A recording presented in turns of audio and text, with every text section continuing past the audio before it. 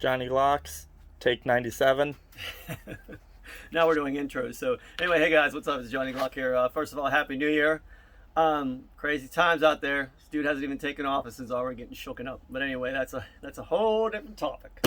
So yeah, once again, I've been MIA for a little while, and that's because, as I tell you guys, I'm not a YouTuber. You know what I mean? But when I find something that's relevant that I think the community is going to benefit from, I feel it's my due diligence to throw it up there. So today's topic is really cool because it ties into a lot of different things. And the first part about it deals with the ammo shortage. So yes, there's an ammo shortage. We know that. We're paying top dollar for ammo, and a lot of the people that are making ammo, especially the smaller businesses, are kind of like I wouldn't say scrounging, but they're scrambling for components. And when this happens, you'll get some substandard stuff put into your ammunition. And one of the primary things that we've been seeing is light strikes. We've been seeing primer ignitions that just are not happening. I'm going to show you a bunch of different. Now, I deal with the same guys all the time. So here's the main thing. Before you go flying up the flag and calling someone and say, hey, your ammo sucks, I'm getting light strikes, you need to kind of do your due diligence, because there's a lot of things that be going on with your gun that you're unaware of that are causing these issues before you just blame it on the ammo, because that's real easy to do. So I'm gonna Wick's gonna come in here and close up some of this stuff so you can see some of the different issues here. So see that primer strike, how it's off center? That is a gun that is out of battery. This is not necessary. This is not the primers. This has nothing to do with the primer being off.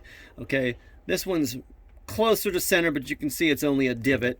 And these are some of the ones that I've been saving just to, because these guys, we all shoot together, and how many times we've put some in there, like how many times? Three or four times. Yeah, four times before it went That's off. Another one that's out of battery. And usually when you put these in, they'll fire the second time, but see, that's a very light strike right there. This is usually caused by the ejector, but I'm trying to find one of these ones that's just battered. I mean, it's completely battered. And I think okay, here's one. Here's a triple hit right there. Now, we've had several of these when we're out there. And you know what? Like, working on your malfunctions is fine. If you shoot a lot, you always look forward to the opportunity to work on, double feeds and misfires and stuff like that, because you can really get your game up by you got to have it happen, or else you're not going to, if some shit hits the fan, you're not going to have that in your muscle memory.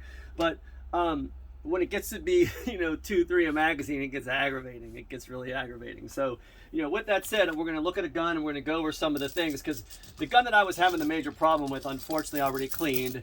And Wick here, who's filming, had I can't believe he did it. Like, of all times, he chose to clean his G44, which had 25, how many thousands rounds would you say through it? Close to 30,000. Close to 30,000 rounds through his G44 that he hadn't cleaned, but he had to finally clean it this weekend. Of course, the day I asked him, I said, hey, let me get that G44 so I can use it for the video. It's been cleaned. Which is a big part of this. And it goes two ways, because like a lot of guys clean their after every time. I don't believe in that myself. You know what I mean? And keeping a gun too clean is I don't know, man. It's hard to say anything about it. Let's just put it this way. I'm going to tell you what I do. Every one of these guns has spring ratings for everything. What people don't understand is, with the Glock, about every 5,000 rounds, if it's a Gen 4 through 5, you should be changing out your recoiled assembly. Most people don't even do that. If it's a Gen 1 through 3, then that's every 2,500 rounds you should be changing it. If you actually converted your Gen 5 or your Gen 4 to a Gen 3 with a single coil spring, once again the number applies, 2,500 rounds, change it out. So a lot of the times when you see a gun's not returning to battery, is because it does not have the decompressive power of the spring to empty gun to slap it back into battery. So this is a brand new spring. You'll see a gun that's not going to return. Sometimes they just come a little bit, sometimes, but once you start to lose that power of this gun coming back into battery, if there are other issues going on that we're going to go through, like at the extractor or with the striker or something like that, you're going to present with light strikes. Okay, so on a rule of thumb, I'll clean my gun, and then also let's look at this. It also has to do with, and I know, look, man, I know I skip all over the place. Okay, so if you got to watch this video a couple times, fine. But like, I get the whole like, oh, it's God's ADDs, man, whatever. Listen, the information's here. However, you got to go through it to figure it out. It's here. It's all going to be here. So basically, I don't know. Maybe you gunpowder guys can help me out. I know. You know, there's sodium nitrate and there's potassium nitrate that they use in gunpowder. And I think the grittier of it is the sodium nitrate because it's more readily available. What happens with, and I'll tell you that one of the main offenders is something like Winchester White Box. The powder, the burn off from that gives a very kind of, like you see, focusing here so you can see this gun's probably got, I don't know, maybe 3,000 rounds. No, I'd say, I'm sorry, 4,000 rounds to this gun. So, but if I would run my finger on this powder and kind of rub my fingers through it, it's almost like an anti-seize. It's like a massaging agent. You know what I mean? It's so fine that it's not going to be a detriment to the metal on metal. Whereas something like a Winchester White Box, if you do that, you can go, and you guys have seen this before, it acts like, instead of like nice and smooth like this, it acts like a slurry. It's like Ajax. So it scours the parts. And so even after, you know, shooting 200 rounds of that stuff, you can put a pretty good number on your components from that type of ammunition that has that gritty kind of feel to it. So when I say, hey, I only clean my guns such and such, like the one time we went shooting, it was a sandstorm out there. Of course, I'm going to clean my gun after a sandstorm because you could barely, you know, it was crazy. There was a video that I had about that. If I start shooting a gun and I can feel it in my action that there's like all kind of weird glitches and grind and grit and stuff like that, that is an indication that your gun might need cleaned. You might not need to clean the whole gun, but you're definitely going to want to clean out the metal on metal parts. So we're going to leave this till last, this part. First thing we're going to look at and we're going to go over is the slide. What in this slide can cause light strikes? And well, first of all, you should clean your gun. That's the thing. Like if you're getting light strikes, I went backwards this one time because I wanted to figure out some things, but you should always clean the gun. And when I say clean the gun, I'm going to go over what I mean by clean the gun. So first off, diagnostics is a huge part of this.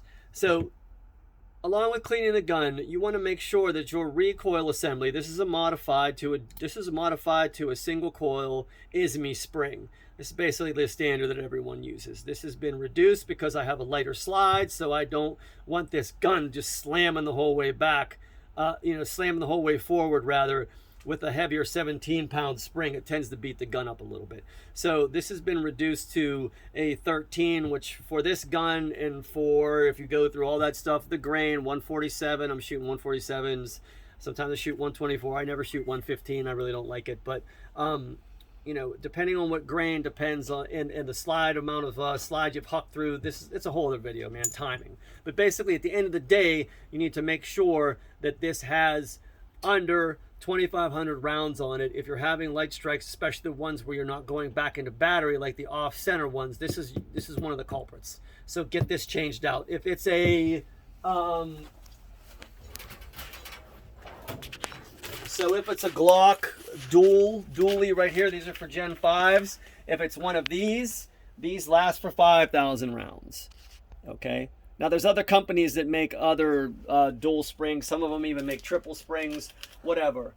You have to find out what their ratings are, what their round count ratings are to figure out when you might want to change that. That's usually one of the main indicators of it not going back into battery, where you have that dimple lower than the center. Okay, so let's take a look at this. First thing we're going to do, because we want to make sure, one of the main things too, especially when you're cleaning your gun, you have to make sure the firing pin channel, the striker channel, is clean of debris. And you can see with all this flaking, and I know you guys, when you open up your gun, you're going to see the flaking and all that stuff inside the port. The number one offender is people don't know how to clean their Glocks, or they're just old school 1911 guys and they just get that cleaner lubricant CPL and they just spray the whole thing down. That is absolutely what you do not want to do. It is going to get into this port. And once it gets inside there and it starts mixing up with the powder and flakes of the brass and all that stuff, it creates a slurry, and that slurry actually eats and grinds and grits away at your striker channel liner, which is just a piece of polymer that goes inside of there. This is a very important piece. If you shoot a lot, you definitely want to have an insertion tool. You want to have an extractor tool. This one's all messed up because I've just used it so much. They sell the ones that are it's a dual tool. You know, it has the extractor and the insertion on either end. It's pretty cool. You can get them anywhere for like 12, 15 bucks. These, in my opinion, are a necessity if you shoot your Glocks a lot. Okay, because there are actually guys that get tons of Glocks and they just sit in the safe, you know, show their buddies, and that's about as far as it gets. You know, so basically, like when I'm pulling this out, there's some tension right there. Let's look at this. Let's just look at this striker. This striker to me is fine. This is a Gen 5 style. So basically, it's really hard to get this to foul up. And when I say foul up, I'm going to explain this to you the same way a Gen 1 through 4 is going to do. Because, okay, so you can see how dirty that was. Hard to get out. All right, that was hard to get out because it was kind of gummy. Here's my safety right here. As you can see, this is the part that's on the inside. This is the part that actually interfaces with your safety right there to keep it from going through the breech face. If there's building up of carbon right here, and there's a buildup of carbon or something right here, then that means there's distance apart from where, I mean, this is safety that's holding it, but that means when this releases that there's potentially issues with its carbon buildup. Where you'll mainly see it though is right here on the face of the striker, because that's going to be what is going to keep it from completely extruding through the breech face. So can you get in there? See how it's coming through the breech face right there? And it's coming back out. I don't know if you can get that. They're tilted up so the light's in there. Okay. There we go. Okay, so in, out, in, out. And so what happens is anything that keeps that from going the whole way through is going to cause a light strike. And it can be within the thousands, you know, especially with if you have a primer that's seated a little deep. So this with a Gen 3, 4, and you'll see this a lot. Let me bring these over here. The design is different. You have these two shelves, okay? When this system is depressed, when this system is depressed, it allows for the strike. I'm sorry, I got this backwards because I'm trying to get this correctly for the camera. All right, when this system is depressed, I'm sorry, Brand, this is ridiculous. Let's put it this way. This interfaces with this shelf up here. All right, this shelf, if you've seen it before in some of my other videos, we'll get a pointer, you will see all kind of marring and dings and stuff like that on this shelf. Accompanying that, and I think there was one here that had a ding that I just want to kind of show you. Yeah, there's one. There's a ding right there. Something like that. Can you see that? Mm-hmm. Okay. So that accompanied with right here where these two shelves meet, you'll sort of get an area right here, and I'll have videos on this where this gets flattened out. So, shut that off. So therefore, when this tries to bypass the trigger safety, it gets stopped on this shelf right here, therefore not allowing the firing pin tip to extrude the breech face, therefore causing a light strike. Okay, so hopefully you're all following me. So you're going to be looking at the shelves of either one of these strikers, the safety shelves. You're going to be looking at the firing pin safety itself, especially for Gen 1 through. See, there's a couple. Can you get that right there? Can you see those smaller? They're just really small. I mean, they're hard to see on that. They just kind of look like low spots. There's these little dings right in there, but yeah, you got it. That's not substantial, but I'm sure there's those guys you've seen out there that are just they're haggard, man, and that's going to cause light strikes. So if you have any of those things going on, there's a very simple way to do this, and you better something like this. You're just going to get a drill. This is how you clean these up. You're going to get a drill like this. Okay, you're going to put that in there, And then you're going to get a piece of sandpaper, usually like 1,000 grit. You can get a light bastard flower, you can get a diamond, and all you're going to do is come across this shelf like that. You know what I mean? So all you're doing really is trying to, and I can't, this is very impromptu here. So you're just going to put a little angle on there and take those dings out. Not so much that you're just really just removing the part that's going to grab onto the striker. And then over here on the striker, and there's other ways to do this, you don't have to do it that way. Sandpaper works the best because you can put it on there, just hold the sandpaper against it instead of the file. And then with the striker right here, where you see that little, where you're going to be able to see this, and I'm sorry I don't have one to show you guys, but right there, it's the same thing. You're going to have to be able to take a stone or a file or something like this. I use a gunsmithing wheel and a Dremel to do it, basically just to smooth that out, to get that impacted part out of there, so you can make sure that every time you're getting it, that it is actually extruding the breech face to where it needs to be in order for in order to set off the primers. Okay. Next is, okay, now also with this, you want to always check your end coil and your cups. So you can see where the cups meet right there, if they're split apart right like that. So if I take the end coil of this and I have it meet the cup, see how it splits it? And that too is enough to cause problems. So you can see the little space right there. Sometimes it's gross, sometimes it's fine, you know, but there's definitely, do I need me to move that over? You able to get it? Right there, you can see the space. Yep, good deal. That's enough to swell that, to cause it to slow down through the striker channel and cause issues. Now you mix that with a bunch of CLP. Is it CLP or CP? I don't know. CLP. Yeah, CLP. Mix that up with a slurry, and all of a sudden you got issues. So because this is continuously, every striker hit is going through, boom, boom, boom. Here I am. So anyway, you know, and even if you do that now, I can feel like you might even be able to hear it. It's got like it's scraping in there. So just think of that end coil scraping every time. It's going to wreak havoc over time, especially hundreds and hundreds of rounds. So what you want to do is, God dang it, I didn't get any Q-tips. I got some. Go grab a Q-tip. So with that, you want to be able to get, you always want to have these. Every time I clean my gun, which is every 5,000 rounds usually, I will change this just because it's the way my mind works. I just want to know that I have a new firing pin channel liner in there. It's a big deal. It's what makes the gun go bang. Well, it's one of the parts that makes it go bang. So basically, you know, to clean this area, you're just going to really want to get down in there. Jake's coming with some Q-tips. The only thing I didn't have. Well, I got one. He's got one. That's all we need. But one it's will be. actually a ramrod. Shout out to them. Ramrod? RAMRODZ. They are awesome. Ramrod. I can't get this thing through. Ramrod. Isn't that the thing they do corona testing for? A ramrod. They're specifically made for guns, less length. I'll let you open that guy. All right, so with this one, because it is a little bit rammier, I can't get it through the step down inside of there.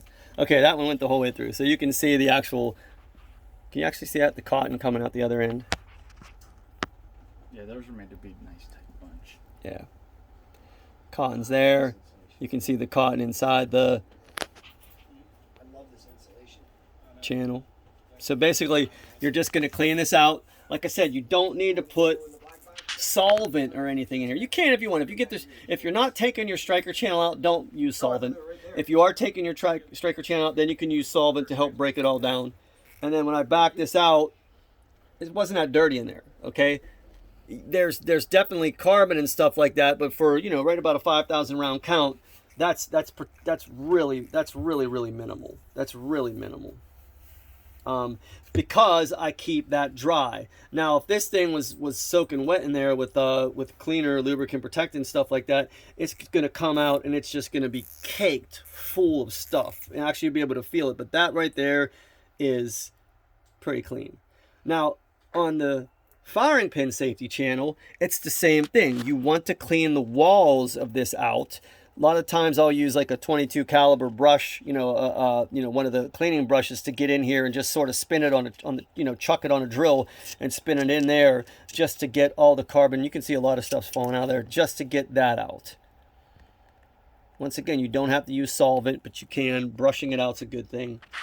Like I said, if I was going to replace the channel liner, which I'm going to do anyway, and I believe I have a Lone Wolf channel liner in here right now. How are we on time? Where are we? 20 minutes. All right.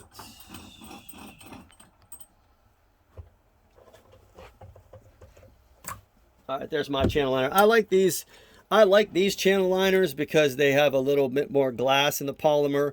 And you can see let's take it up here by the light so if you can see the scrape lines inside of it, which is just naturally going to happen. You can really easily see them in white, in the white ones. There you go. So imagine if that's just 5,000 rounds. But imagine if that was a slurry with carbon and brass flakes and all that constantly going back and forth and back and forth. You're going to have a stall inside there. Enough of a stall to cause light strikes. Okay.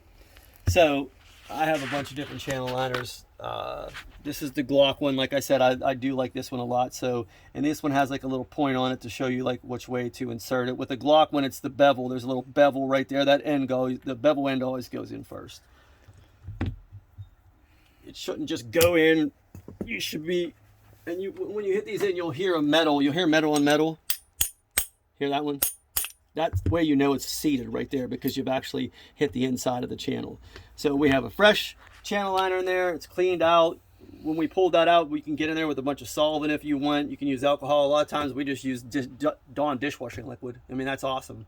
Don't go for the whole just because it says gun this or gun that you need it. Dawn dishwashing liquid does a great job. All right, so next we're going to look at is the extractor channel right here. That's another place that you can see a lot of stuff gummed up here. So once I start rubbing back and forth on this, you can see it's got a good amount of, not a ton, once again, not a ton because I keep this gun dry. These guns are meant to run dry. Like once again, I said, if that CPL or whatever was in there, it would be a different story. All right, now here's another big offender. This is your extractor. It extracts the round, so it grabs the rim and pulls it back so the ejector can eject the casing. This right here in this little channel, usually when a gun gets really dirty, is completely full. So mine is not that dirty because I use decent ammo. But right inside here, you're going to see a buildup of carbon. And it's so much so a buildup of carbon combined with this and combined with the channel over here, it's not going to allow this piece to function properly. So the way that happens, we can clean this up a little bit. The way this happens is, let me put this back in. And also, you're going to be cleaning these parts up too. Just don't install a cruddy, corroded, dirty firing pin safety. You definitely want to clean that up. Just for whatever, I'm going to install this back because I know this gun's running. And you have to install it so that little shelf is facing in, or else it's not going to do its, not going to work. Of course, since I'm being filmed.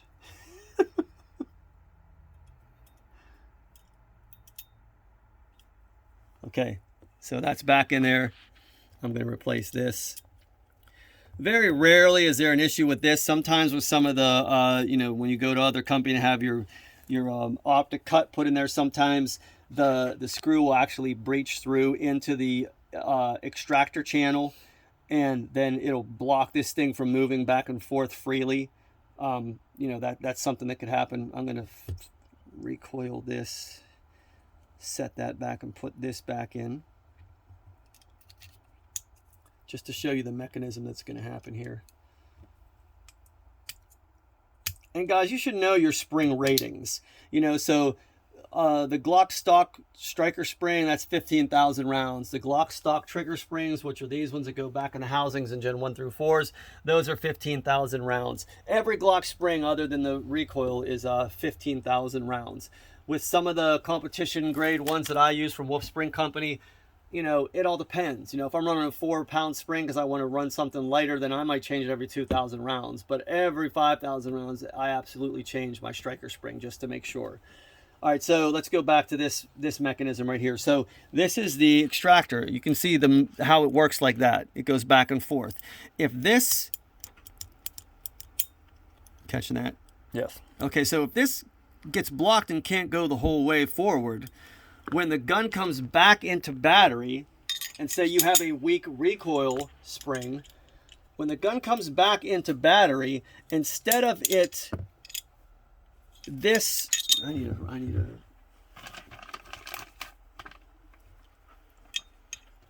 this right here, see, it's going to look, this is actually very, very exaggerated, but what's going to happen, it is going to not sit like that.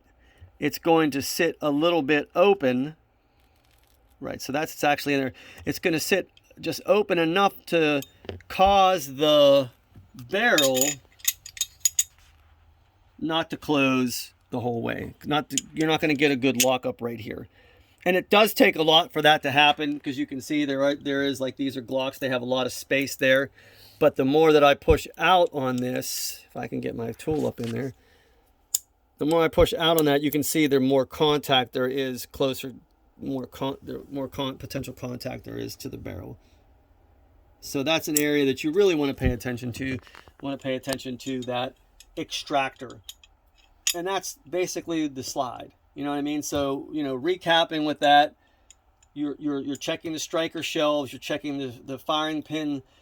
Let's use the right words. You're checking the firing pin shelves. You're checking the firing pin to safety shelf.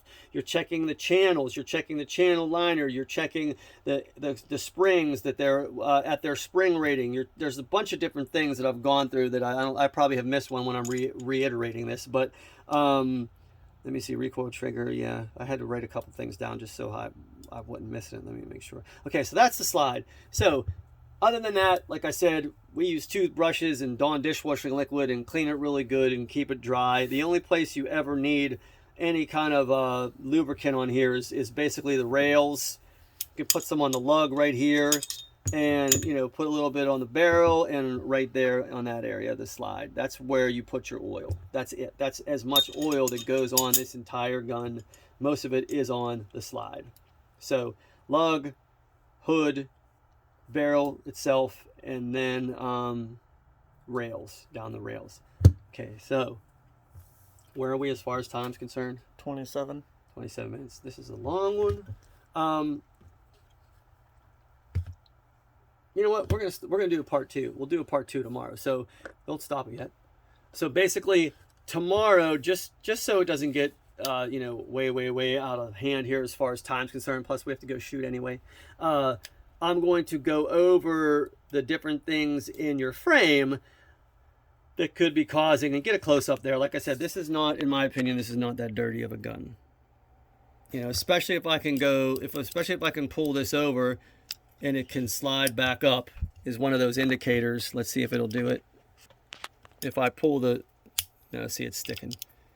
Well, it might be time to clean it. Usually if I can pull this over, and what the mechanism is, that lifts up in the air. That's what happens with the trigger. Like when the gun is fired and this goes over, this thing has to be pulled up in the air. That's what causes your reset. Oh, actually, look, it is. It is. So if I pull this over with my finger, I think it was just the tool. If I pull this over with my finger, it pulls up, goes back down, pulls up on its own, goes back down, pulls up. But we will go over all this stuff tomorrow because I think it's important.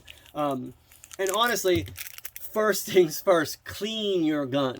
If you're having light strikes, clean your gun first. And then if it goes much further beyond that, then this stuff is all kind of, you know, baked into the cake as far as like what you have to do in order to like do your diligence to make sure that the light strikes you're getting are not coming from your end, because a lot of times they could be. Like I said, once I cleaned my 17, I still getting some light strikes, but most of it was cleaned up. So yeah, that's about it for today, man. We're gonna wrap it up.